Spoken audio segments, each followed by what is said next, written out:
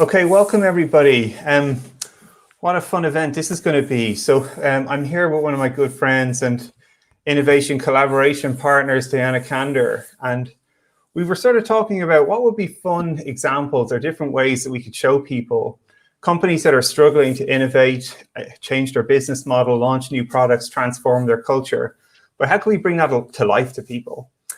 So Diana had this amazing idea of why don't we just look for companies that have just fallen out of the Fortune 500 and see how we could actually give a sort of breakdown or strategy session for them to help them get out or get back on the track to success. And the lucky winner that we went for was Harley-Davidson Motors. And I think this is a fascinating business that it's going to be lots of fun for people to sort of hear what we think can not only recognize some of the challenges they're facing, but how they can get back on the track to success. So if these things are interesting to you, do drop your questions as we go along. We'll try and answer as many as we can. And make sure you subscribe to the channel. We'll be dropping more fun stuff as we go along over the coming weeks and months. And tell us what you want to hear more of. And what we're going to share is different strategies that we think they could be applying both to innovate today, tomorrow, and the day after tomorrow. And at the end, we're going to tell you what we think is the real crux to doing great innovation in these types of companies. So first of all, Diana, how are you doing? I'm doing great.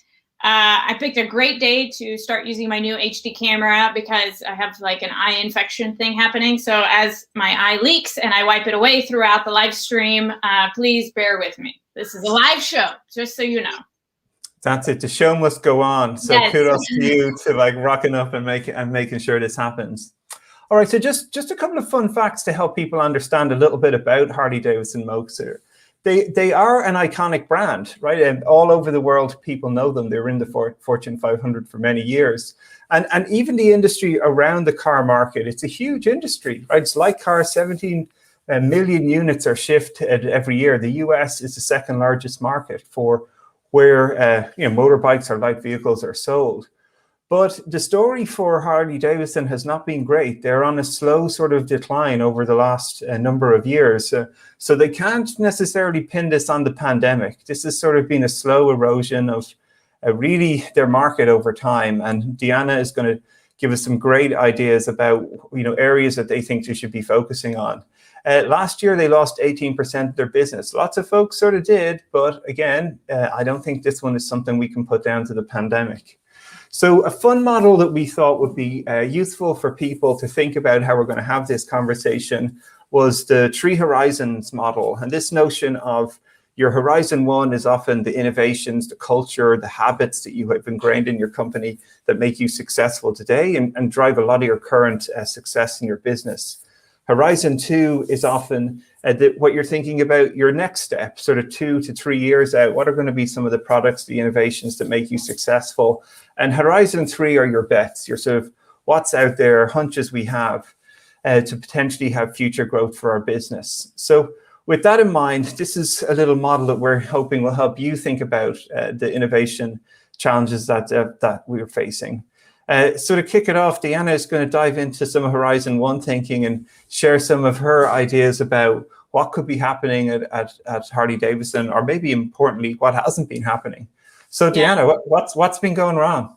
Well, there's a lot of movement happening throughout the company. So one of the things is they've had a lot of monumental restructuring happening. So lots of people who have been inside the organization for 15, 17, 18 years are on the outs, and new people from management companies are on the ins. So so they have, number one, a CEO that's brand new, an interim CEO. They have a new head, a new chief digital officer 6 months ago. 3 weeks ago, a new chief commercial officer for all their products that they sell with the Harley brand. And just yesterday, they appointed their first chief electric vehicle officer. So all this movement in the C grouping, and combine that with a lot of layoffs that happen because of their business laws, it means that people inside the organization are petrified, right? There is a huge, I would put any amount of money on a fear-based culture inside the organization where people are much more worried about keeping their jobs than they are about meeting any of their ambitious goals. So that's problem number one. And problem number two that I'll talk about in terms of like everyday cultural stuff is there is a lot of hubris happening on the executive team. So all of these individuals from consulting agencies coming in feeling like they got it. And the number one piece of hubris I will point to is they just came out with this new 5-year turnaround plan, and they love the plan so much they named it. The plan is called the Hardwire. And whenever they talk about their strategy, they're like, you guys know the Hardwire. And, you know, the biggest problem with falling in love with your plan so hard is that you're not open to changing it. You're not looking for any evidence to the contrary. So for me, these are the two greatest threats challenging the culture and the long-term survival of the organization. All right, these are awesome. All right, so let's dive into some of these and sort of talk a little bit about them. I love the idea of the fear inside the company from the people that have been there, institutional. A lot of the hires have probably worked at Harley for, as you said, 10, 15 years, like how they're dealing with that new exec team, how they're going to form and work well together. And the 5-year transformation plan. Oh my gosh, here we go. All right, so let's dive in with the people. So, you know, you're used to working with lots of companies who have to go through this transition where there's long tenure inside the business. They've been very successful in the old paradigm, and now they sort of have to flip, right? What are some of the tactics that you started deploying there to not only make people feel safe through this change, but actually get them focused on different behaviors and mindsets? Yeah, I mean, you want to have people feel safe to talk about what's not working and to share their ideas on what could be better. And I would just say the entire management structure right now is the exact opposite, like new people coming in from the outside with all the answers. And so no matter what your ideas, you need to be quiet and just execute on their brilliant strategy. And so I would say if you want to tap into the creativity that already exists inside your company, what made it that great thing. Like there's so many ideas that exist inside every single organization. I would say that's like one of my biggest lessons learned as an innovation consultant. I would come in and be like, I have all these ideas. And like they have plenty of ideas. What they don't have is the will to share and the desire to risk anything, to try something. You know, nobody ever got in trouble for not speaking up. And so right now, I'm sure their meetings are very quiet. Everyone is taking notes and people aren't challenging each other, improving on ideas, or willing to try anything. They just want to try to keep their jobs. That's awesome. You know, you're reminding me of when Alan Mulally went into Ford, actually. And one of the fun stories is when he went around on the first day and asked the teams to report. He'd moved from Boeing to Ford to turn it around, and he asked the teams how everything was going, and every dashboard was green and everything was perfect. And straight away, he knew there was an issue. He was like, if we can't talk about the hard problems and get that information from the people on the front lines and right down in the depths of the factories to dealing with our customers, we're never going to turn this thing around. And he worked so hard to turn green dashboards red so they could get good information. You're just reminding me of that funny anecdote. So let's dive more into then the leaders, right? Like they're obviously trying to like bring in someone to represent electric, someone to bring digital. Like they're trying to elevate these. What are some of the techniques you think are really important, especially when you've new execs coming in, everyone trying to prove themselves? I'm sure there's, as you say, there's a lot of hubris, people jockeying for positions. How do you think about bringing these like high ego, but high performing at some level people together? What are some of the things to think about there? You know, the number one thing I would do if I was there is get these new folks to fall in love with motorcycles. I am a Harley-Davidson owner, and a lot of folks that are coming in might not be Harley drivers or really have that's the danger of bringing in outside people. Like they don't love the brand or get it. You know, they think of things as numbers and dashboards. And so how do I get these super smart, super capable executives to really feel the essence of the brand and to spend time with and love the customers and the employees. You know, inside the Hardwire plan, it's numbered. Number 1 on their plan is increasing profits. Number 6 on the plan is customer value. That's number 6. And employees aren't even on the plan. So I would just say I would move up time with customers and employees just to find that sparkle that's like, God, I really want to save this place. Not just like, I want to prove how smart I am. That's so good. Again, you're reminding me of the famous Jack Welch quote, shareholder value is the dumbest idea in the world. It's all about your products, your people, and your customers. And that's what you need to optimize for. Awesome. So then one last thing to riff on then in this section, the 5-year plan, right? You mentioned, make money. God, I'm inspired by that as number 1. It's the Hardwire, Barry. Yeah. Oh, excuse me. Oh my God. How did I not know the company line? So tell me more about how companies can sort of not fall into the traps. I love you mentioned reframing what success should be. What other things are popping into your mind as you're seeing Hardwire? Yeah. So one of the things that they've done that I think is an easy trap to fall into is they created a really vague plan. So they're going to increase profits. They're going to increase customer value, and it's it's very easy to continue losing money for the organization. They lost $100 million last quarter and still say you're succeeding. You're in the green on your plan because the plan is so vague. So I would really push the executive team to put some leading indicators. I know that's a really big thing of yours, Barry, into the plan so that you, the consumer, can hold us honest if the plan is working. So in 2021, this is our goal. We're going to hit this number of this.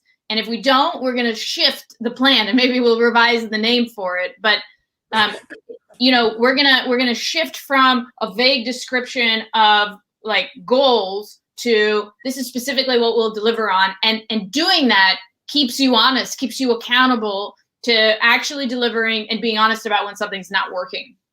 Awesome. Love it. All right. So again, folks, drop some questions to Deanna and I in the chat. We will try and pick a few of them up as we go along.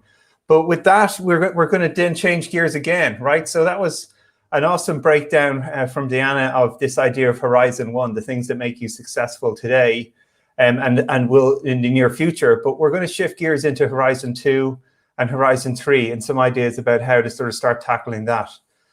So this was the straw I picked. So let's jam on some of these ideas and Deanna, you can get some questions coming back and forth at me. So Horizon 2 is generally these ideas of bets for the future, the things that aren't necessarily mightn't be your business models, your products, or success criteria for today, but for the day after tomorrow. And I think one of the analogies that really struck me when I started looking at Harley is they have had this pattern, right?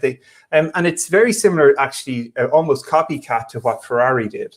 So Ferrari, massively famous car company, and they compete in Formula One. And even at the time, Formula One was notorious for smoking brands, for sponsoring the cars, and because it's a loss-making business. But Enzo Ferrari was the founder, and he would always say, "My cars don't smoke, so I'm not taking smoking as sponsorship." So they were a self-funded business and just losing money all the time. And one of the first sort of innovations they did was they got into clothing.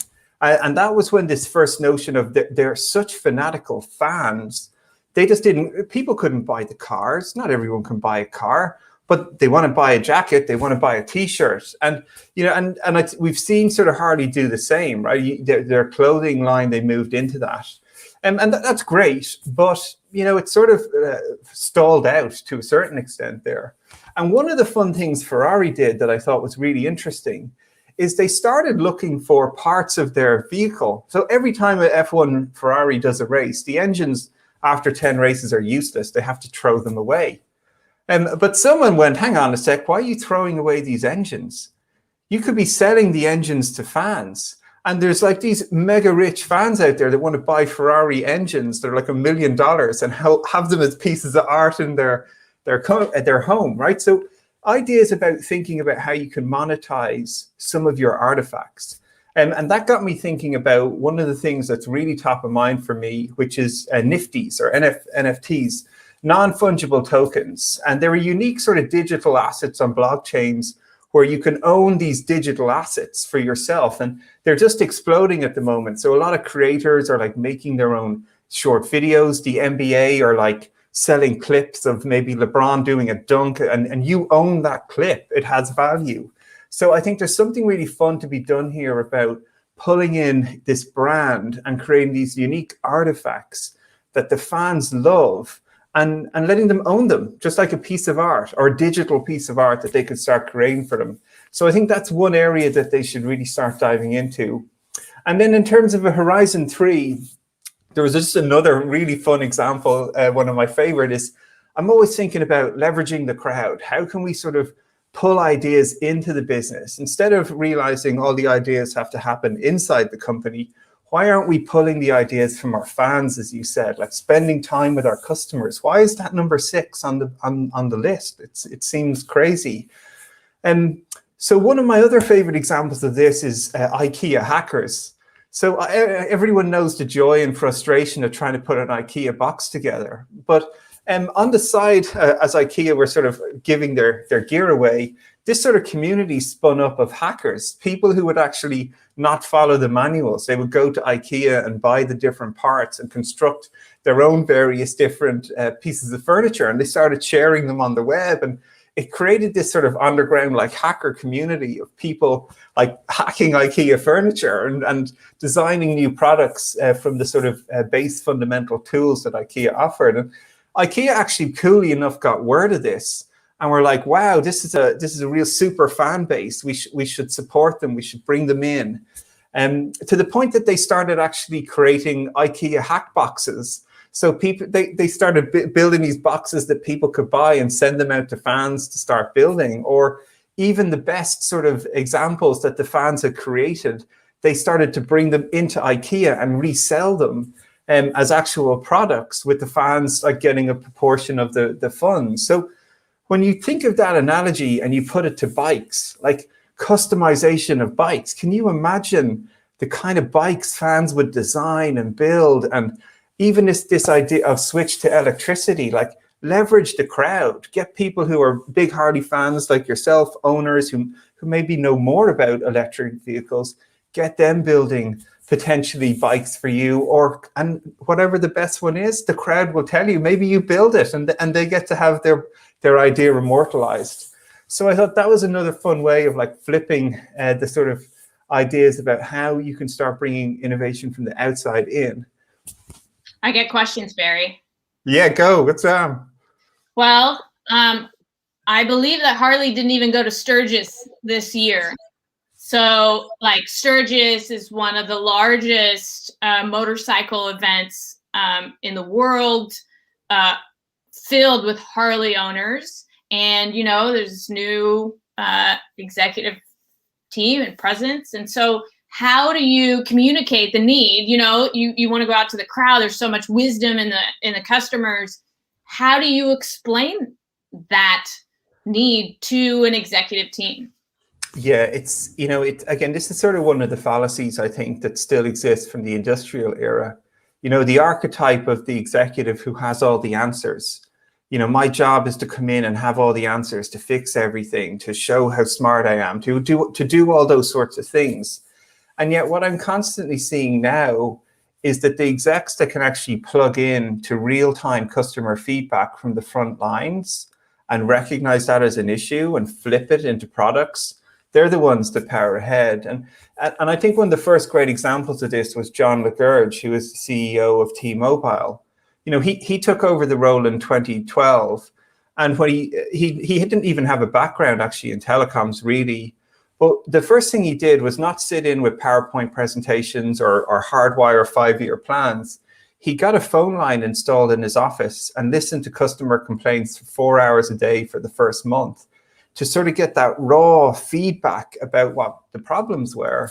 And what people were complaining about was variability in their plans. They didn't know how much their bill would be. You know, it was early days of internet, and people sort of roaming charges were a nightmare. And that's what got them to launch On Carrier, which was this $50 a month, 500 megabytes, 500 minutes, SIM free. That's the deal. Boom.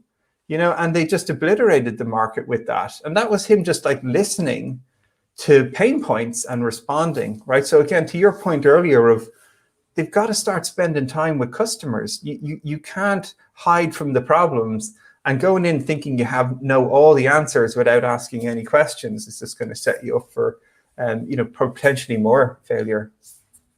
Or admitting any weaknesses. You know, one of my favorite companies is Domino's Pizza, that has reached astronomical growth, which all started with them admitting that their pizza tasted bad.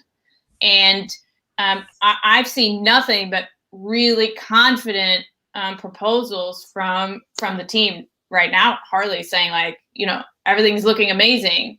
And I wish they would say like, well, here's our challenges. Here's what we've been doing poorly for the last 10 years. Spot on, right? It's again, it resonates with Alan Mulally. He's going into the everything's green. It's like watermelon reporting. It's like green on the outside, but we know it's red in the middle. And I think, you know, I think we both know from working with teams is the folk, when you can surface the problems and have tough conversations about the real problems, you can make progress. But if it's all hidden and there's fear, as your point, the employees worried about their jobs, you're not going to get that information. So, you know, great decisions on bad information is still going to potentially lead you to bad results. I've got one more question about your Horizon 2 ideas. I think, you know, NFTs and other big ideas and what they can do are really interesting. I worry about an organization that can't absorb these good ideas into the organization. So you help a lot of really big companies come up with these big new ideas. How do they bring them internally? And, you know, researching this segment, I found out that they just spun off, they created in a skunkworks project, an electric bicycle program. And they were like, no, it's not for us, which is like, oh my God, like that's where everything is going. So how do you get them as a corporation to embrace these new ideas that they've come up with instead of being like, well, that's not core? Yeah, like one of the things I think that's so important is people have to experience it, and it has to become real to them, right? So one of the things I often say is you got to think big about the possibilities, but start small and learn fast what works. And you know, I'll give you a simple example. So I was coaching the executive team of International Airlines Group. They own British Airways, Iberian, Vueling, Aer Lingus, a bunch of these companies. And we took 6 of their execs out of their business for 8 weeks with the goal to try and launch 6, you know, companies to disrupt their own business. And initially, a lot of their ideas were very sort of incremental, right? They were like, hey, we'll make the booking easier. Hey, we'll get people on planes. Nothing wrong with that.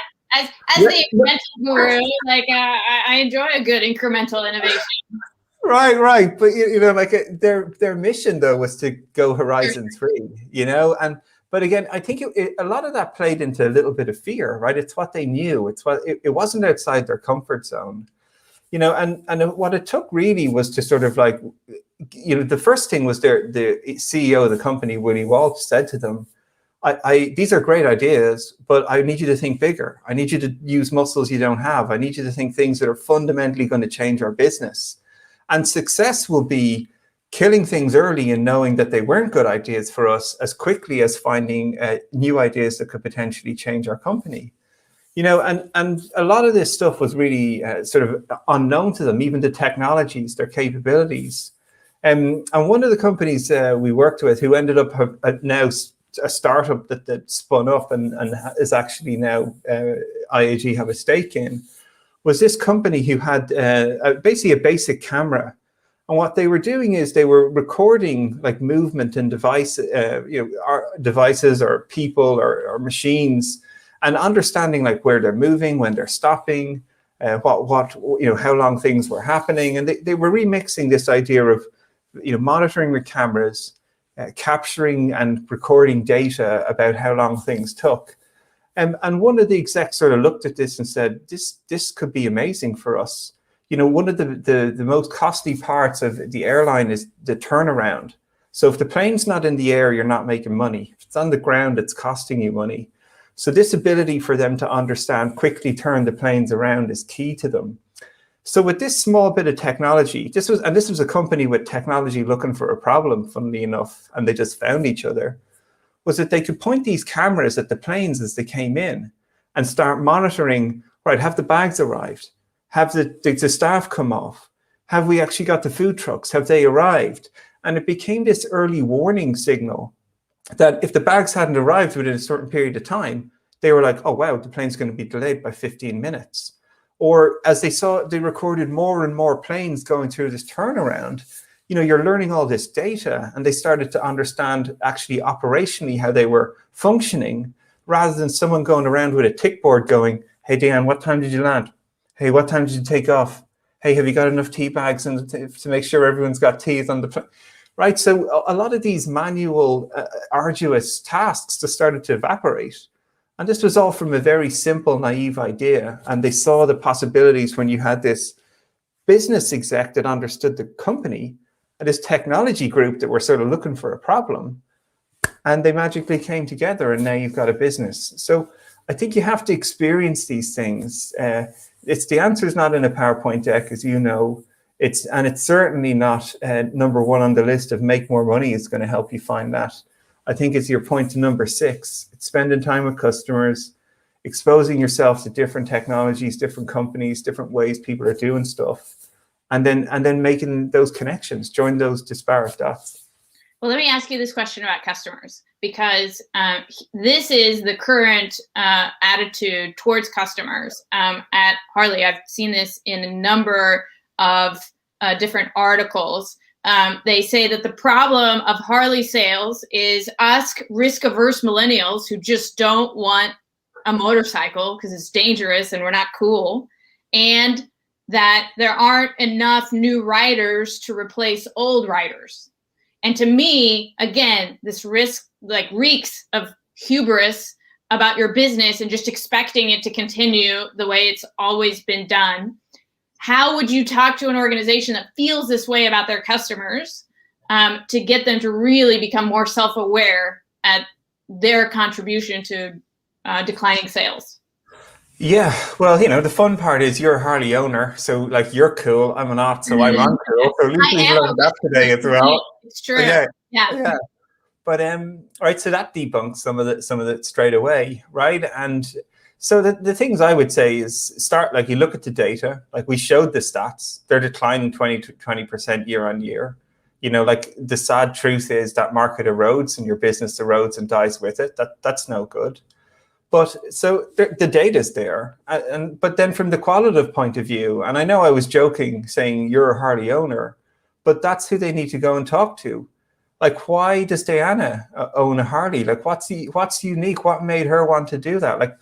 Teasing all that out of you, because there are more people like you. And then what's the segment beside, that are younger than you and I? And what do they care about? And what matters to them? And you have to pull this information. You can't just sort of rely on surfing the wave that you've always had and expecting it to go forever. So again, that's short-sighted for me. Look at the data. Look for the people like you who are super fans in an adjacency. What made you stick with the brand?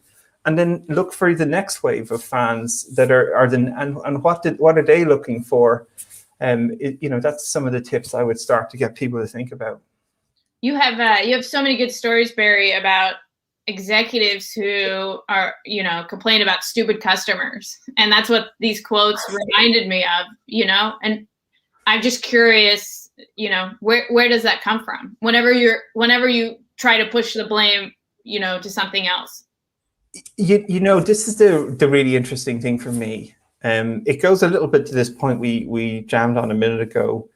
It's this archetype that I have to know all the answers, right? That sort of is sort of one reflex. Another is comfort, right? The things that made me successful in the last job. Hey, I just came from Global Corp. We're a massive company, and I implemented exactly what we're doing here or there.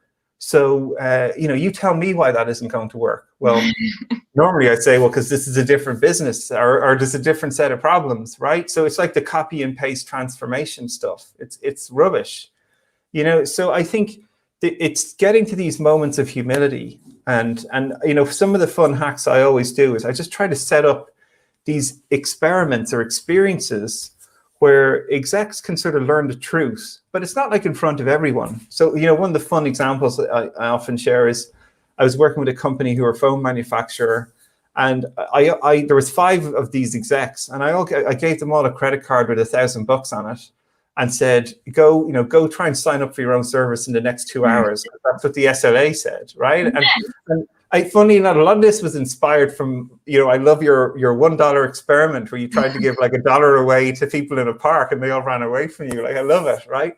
But it's these sort of moments where you debunk assumptions. And I think that's what I'm trying to do. And because it's just 5 execs, only one of them could complete the task. And they all came back and they were angry and annoyed and they were blaming the teller and blaming the card and all. But then when they actually did really reflect, they saw that these failures were gifts, right? They were signals that the strategy didn't work as they thought. And it's a chance to improve it rather than sort of look to blame people and say it's wrong. And I think, and it's just 5 of them. It's not 500 or 5,000 of their employees looking and laughing at them. It's a safe place to learn, to fail, to make mistakes, to interpret what's happening. And that's really what sort of inspired me with it. Well, I love it. Thank you. It's awesome. Yeah, no, thank you for this sort of jam. And folks, and this is the thing, me and Deanna have one sort of small ask for you. This isn't an experiment. We're literally just getting up here, sharing some of our insights. What we don't know or believe we have all the answers, but we just wanted to sort of show and share a few things with you. So all you got to do is this. If you've got a phone at home, all you got to do is like take it up and like hold it to the camera like this. And if you can see a dinosaur somewhere on this slide and scan the dinosaur, it's going to pop up with a little feedback form for us just to tell us, what did you like about this? And what would you like to hear more of? What would you like to hear less of? Do you want us to do it again? Pick a different company. Tell us some of these fun things. We can do this all day. That's all right. Yeah. All right. So with this, this was sort of, again, a fun experiment for us, a chance for, me and Deanna to hang out, share a little bit of insight, hopefully give you a bit of inspiration about how you can apply some of these ideas in your business. And what we thought would be super fun as well, after this, where you've maybe had a bit more of a chance to hear us and hear us go back and forth, was to take this to a clubhouse room. And, some people have got some questions about leading business model innovation, product development, and culture transformation. Deanna and I will just sort of jump on there and share some more stories. So don't forget to hit subscribe. Don't forget to leave us some comments. Deanna, thank you for showing up, even soldiering through your tie. Didn't even notice. But as always, it's such a pleasure to jam with you. Thank you so much for joining the show. And I'll see you on our clubhouse room in a couple of minutes. Awesome. Thanks, Barry. Take care.